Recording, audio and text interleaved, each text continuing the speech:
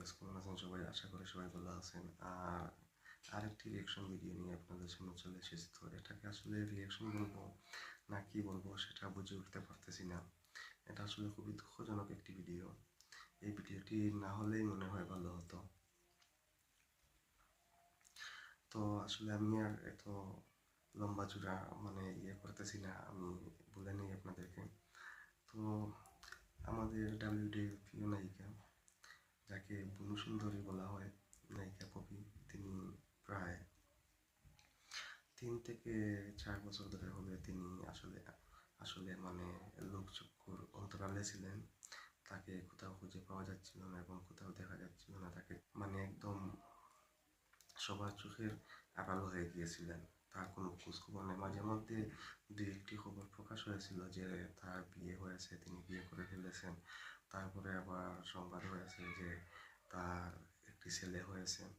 কিন্তু আসলে এগুলো মানে আর প্রমাণ, বাস্তবে কিন্তু আর প্রমাণ হয় নাই এবং এগুলো নিয়ে জাস্ট সংবাদ হয়েছে। কিন্তু এগুলো কতটুকু সত্য ছিল, কতটুকু মিথ্যা, এগুলো যাচাই করা হয় নাই। তো যাই হোক, সবাই ভেবেছিলেন যে হয়তো তিনি আর কখনো জনসম্মুখে আসবেন না, হয়তো তিনি অন্তরালেই থেকে যাবেন যেভাবে থেকে গিয়েছিলেন। আমি অন্ততপক্ষে ভেবেছিলাম যে সুচিত্রা সেন যখন তিনি অন্তরালে চলে গিয়েছিলেন, তিনি আর মৃত্যুর আগ পর্যন্ত সামনে আসেন নাই। তো আমি ব্যক্তিগতভাবে ভেবেছিলাম যে হয়তো পপি আর কখনো জনসম্মুখে আসবেন না, হয়তো তিনি অন্তরালে চলে গিয়েছেন। কিন্তু গতকাল একটি সংবাদ দেখে খুবই আশ্চর্য হলাম যে তিনি সামনে এসেছেন, কিন্তু সেটা খুবই দুঃখজনক একটি ঘটনা ঘটিয়ে সামনে এসেছেন। আমরা জানি যে তার পৈতৃক নিবাস হচ্ছে খুলনাতে। তো তিনি সেখানে গিয়েছিলেন এবং সেখানে গিয়ে তাদের ফ্যামিলির সাথে জমি সংক্রান্ত কিছু ঝামেলা হয়েছে এবং সেই ঝামেলার পরেই কিন্তু আসলে হঠাৎ মানে সংবাদ মাধ্যমে তিনি চলে এসেছেন এবং এর পরিপ্রেক্ষিতে তার মা একটি চ্যানেল 24-কে একটি ইন্টারভিউ দিয়েছেন প্রায় 10 মিনিট। সেখানে তিনি ফোনে চ্যানেল 24-এর সাথে কথা বলেছেন। আমরা জানি যে তার মা তাকে খুবই গাইড দিতেন এবং সবসময় তার এই ক্যারিয়ারের পিছনে কিন্তু তার মায়ের অবদান আছে। তিনি অনেক কষ্ট করেছেন, করে তাকে এই জায়গায় নিয়ে এসেছেন। তো সেই মা চ্যানেল 24-এ একটি ফোনের মাধ্যমে সাক্ষাৎকার দিয়েছেন, সেখানে তিনি অনেক কথা বলেছেন।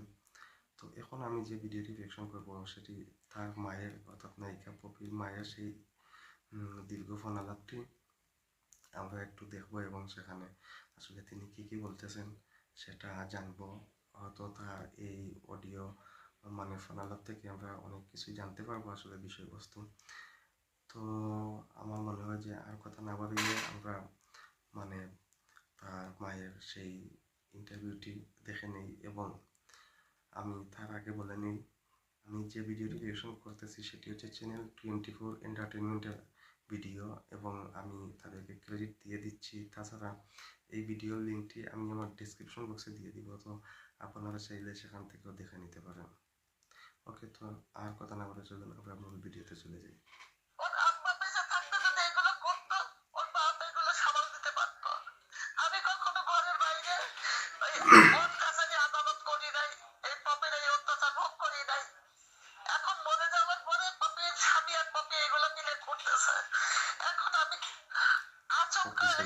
কি করে সামাল দিব?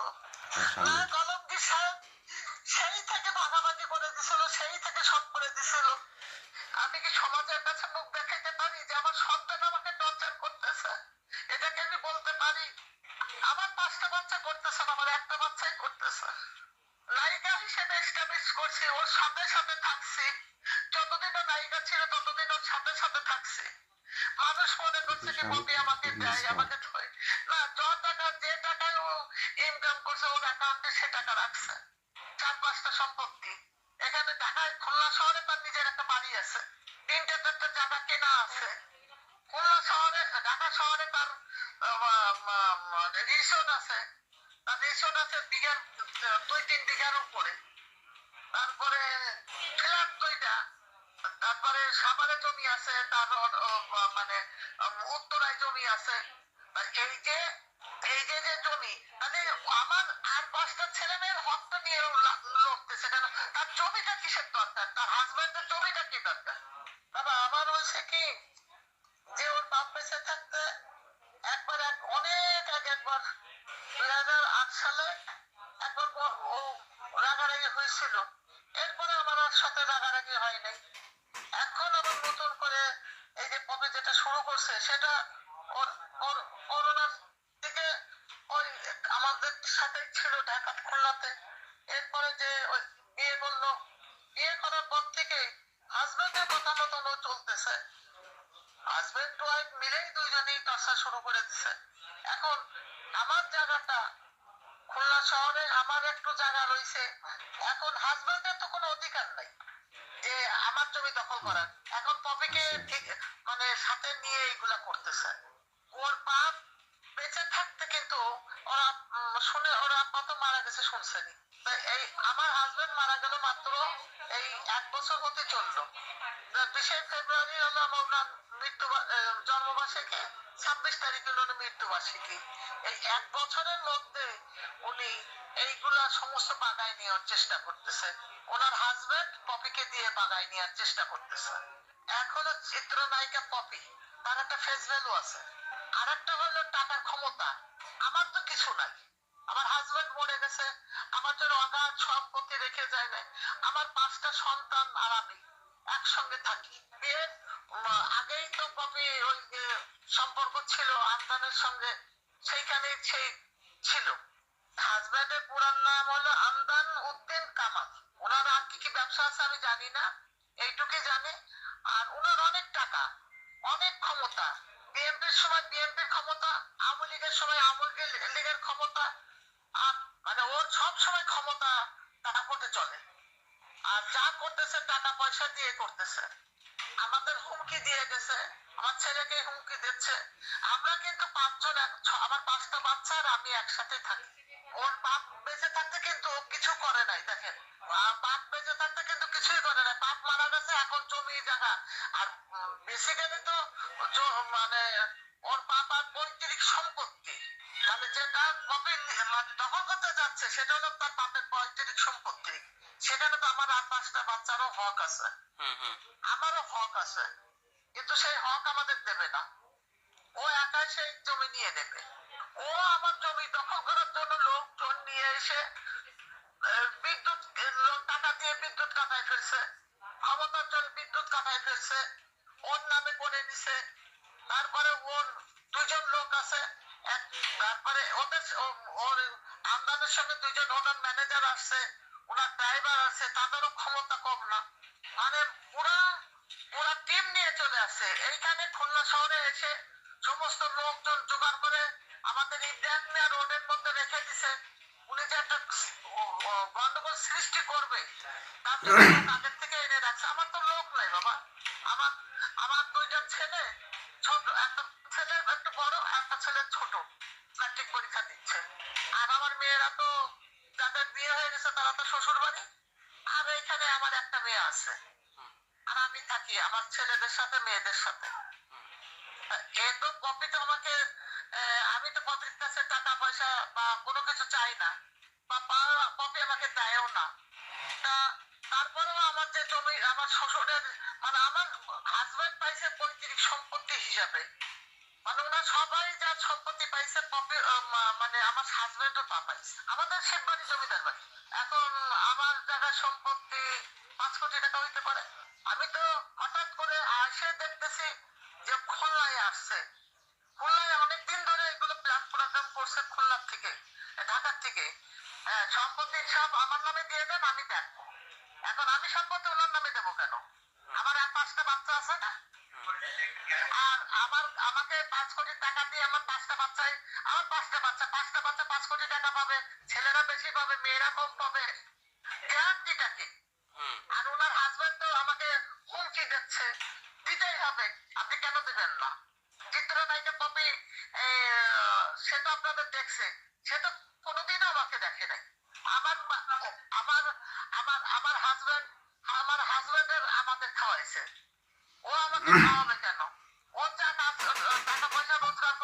অ্যাকাউন্টে।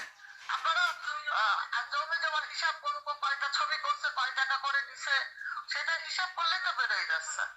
একমাত্র পপি ছাড়া আমাকে কেউ টর্চার করতেছে না, পপির হাজবেন্ড ছাড়া আমাকে কেউ টর্চার করতেছে না।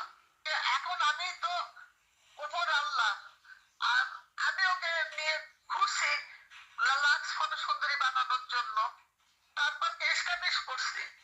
আপনি হিসাব করেন ওর যতগুলো সম্পত্তি আছে, খুলনা শহরে ওর একটা সম্পত্তি, মানে এত জমি থাকার পরে, এত জমি থাকার পরে তারপরে আমাদের জমিটুকু নিয়ে টানতেছে কেন?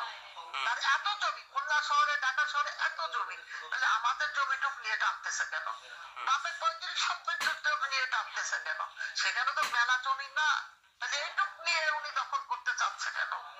ওর যদি না থাকতো, একটা দুইটা বাড়ি থাকতো, তাহলে বুঝতাম যে একটা দুইটা বাড়ি ওর এখন লাগবে, আমাদের কাছ থেকে ছিনাই নিচ্ছে।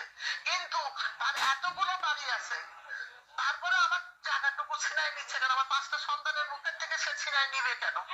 আমাকে তো সে টাকা দেয় নাই যে তার বিনিময়ে আমি তাকে জমি দিয়ে দেবো। এটা তো আমি বলতে পারবো না। ও নিজে নিজেই আড়ালে চলে গেল। আর তখন তার হাজব্যান্ডের তার সাথে তার একটা সম্পর্ক হয়েছিল, তারপরে তো বিয়ে করছে, নিশ্চয়ই সেই আমদান মানা করছে যে তুমি সিনেমা ছেড়ে দাও। সে সিনেমা ছেড়ে দিছে, এখনো তো সে সিনেমার লাইনই নাই।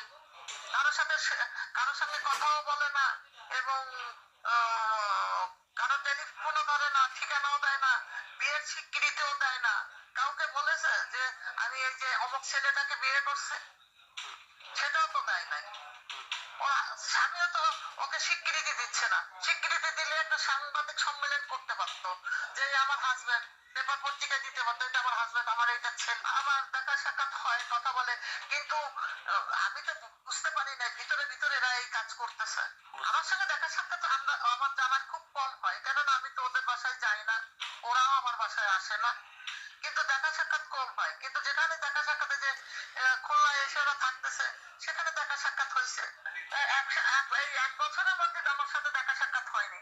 ভাবছেন জমি আমার নামে লিখে দেন, এটা ওটা পপিকে শিখাই দিচ্ছে যে এটা বলো, এটা বলো, এটা বলো। আমি পপিকে লিখে দেবো, আমি কেন আমার 5টা বাচ্চা থেকে বঞ্চিত করবো? আবার আমার কিন্তু এমনি কিন্তু জানে ভাই কোনো লোক নাই, আমি যে কি করবো এখন নিজেও জানি না। আমার আত্মহত্যা করা ছাড়া কোনো পথ নেই। এখন সেই পপির আলমগীর কত সাহেবের কথা মানতেছে না। আমার তো তাকে সম্মান দিয়েছে মাননীয় ব্যক্তি, মানে তার একটা পরিস্থিতি আছে, তার একটা নাম আছে, সে একটা ইন্ডাস্ট্রিজের একটা সম্মানিত ব্যক্তি। সে যেটা বলছে সেটাই আমি কিন্তু করছি, সেটাই আমি মেনে নিছি। এখন মেনে নেওয়ার পরও সে এই কাজ কেন করতেছে? তো আসলে সম্পূর্ণ ভিডিওটি আমরা দেখলাম, এবং আসলে এখান থেকে যেটি বুঝতে পারলাম সেটি আসলে আমার কাছে মনে হয়েছে যে এটা তাদের ওই যে পারিবারিক ঝামেলা থাকে না, তো এটা মূলত পারিবারিক ঝামেলা, এবং এটা সম্ভবত বেশ কিছু দিন ধরে কিন্তু চলে আসছিল। উনি ফোনের মাধ্যমে বললেন যে নায়ক আলমগীর এর আগে এইটার একটা সমাধান করে দিয়েছিলেন। তো বোঝাই যাচ্ছে যে এটা অনেক আগ থেকেই কিন্তু চলে আসতেছে। তো হয়তো আগে ওই যে বিচার সালিশ আছে এইরকমভাবে মানে আলমগীর এইটা মিটমাট করে দিয়েছিলেন, তারপরে কিন্তু আবারও এই ঝামেলাটা শুরু হয়েছে। তো এটা আসলে আরও আগে কিন্তু হয়তো শেষ করে ফেলা উচিত ছিল, কিন্তু সেটা হয়তো আর হয় নাই। দ্বিতীয়ত হচ্ছে উনি বলতেছেন যে ওনার 5টি সন্তান। তো আসলে উনি কি নায়িকা পপিকে নিয়ে 5টি সন্তান বলতেছেন? আমার কাছে সেটা মনে হয় না। আমার কাছে মনে হয় ওনার 6টি সন্তান, কিন্তু উনি এখন বলতেছেন যে আমার 5টি সন্তানের কি হবে। তো যদি এইটা পপির পৈতৃক সম্পত্তি থাকে, তাহলে সেখানে তো আপনি সবাইকে সমান ভাগ করে দিবেন। সেখানে নায়িকা পপির উনি বলেছেন যে অনেক সম্পদ আছে, হ্যাঁ আছে, তার অনেক সম্পদ, সেটা ঠিক আছে। সে তো কষ্ট করে এইগুলো মানে অর্জন করেছে, সেগুলো যদি সে খুশি হয়ে আপনাদেরকে সেখান থেকে একটি অংশ দেয়, সেটা আলাদা কথা। যদি না দেয় তাহলে তো আর আপনার কিছু করার নেই। কিন্তু তার পৈতৃক সম্পত্তিতে সে সে তো দাবি করতেই পারে, এটা আসলে তার অন্যায় না। আর তার স্বামী কেন কথা বলে? তো যেহেতু তার স্ত্রী, আদনান সাহেবের স্ত্রী এখন স্বামী, সেই হিসাবে উনি তার স্ত্রীর অধিকার নিয়ে কথা বলতেই পারেন। তো যাই হোক, আমি আসলে ক্রিটিক্যাল দিকে যাচ্ছি না। সব কিছু মিলে আসলে উনি অনেক পরিশ্রম করেছেন, আর সব কিছু মিলে আমার কাছে মনে হয়েছে এটি একটি পারিবারিক ঝামেলা। তো আমার এই ভিডিও ওনারা দেখবেন কি না সেটা তো আর আমি জানি না। তো আমার একটি অনুরোধ থাকবে যে নায়িকা পপি মোটামুটি একটি ফেম আছে, তিনি সেলিব্রিটি, একজন স্টার। তো সারা দেশে বিদেশে তার একটি সম্মান আছে। তো আমি অনুরোধ করবো যে এইসব বিষয়ে আসলে আর লম্বা না করে এটি আপনারা পারিবারিকভাবে এই ঝামেলাগুলো শেষ করে এবং সবাই সুখে শান্তিতে বসবাস করেন। এটা আপনাদের সবার জন্যই ভালো হবে। আর আরেকটি কথা বলতে চাই, এটি কিন্তু আসলে এক পক্ষের বক্তব্য। এখানে কিন্তু দুইটা পক্ষ আছে, কিন্তু এটি হচ্ছে এক পক্ষের বক্তব্য। তো যখন একটা ঝামেলা হয় তখন কিন্তু যে বক্তব্য দেয় সে তার পক্ষেই কথা বলবে, এটাই স্বাভাবিক। তো উনি এখানে তার পক্ষেই কথা বলেছেন। এখন অপর পক্ষের কথা কিন্তু আমরা শুনিনি। তো আমার আসলে চ্যানেল 24 কাছে অনুরোধ থাকবে বা দাবি থাকবে যে তারা যেন অপর পক্ষের, অর্থাৎ নায়িকা পপির একটি বক্তব্য বা তার স্বামীরও একটি বক্তব্য যেন তারা নেন। তাহলে কিন্তু যখন দুইটি বক্তব্য সামনে আসবে তখন আসলে বোঝা যাবে যে আসলে কে কতটুকু সত্য। তো আশা করবো যে চ্যানেল 24 যেহেতু ওনার মায়ের বক্তব্য নিয়েছে, আশা করবো যে হয়তো শীঘ্রই তারা মানে পপির বা পপির স্বামীর বক্তব্য সামনে আনবেন। এই বিষয় নিয়ে আর বেশি কথা বলতেছি না। তো এই ভিডিও এখন পর্যন্তই, দেখা হবে নেক্সট ভিডিওতে। আল্লাহ হাফিজ।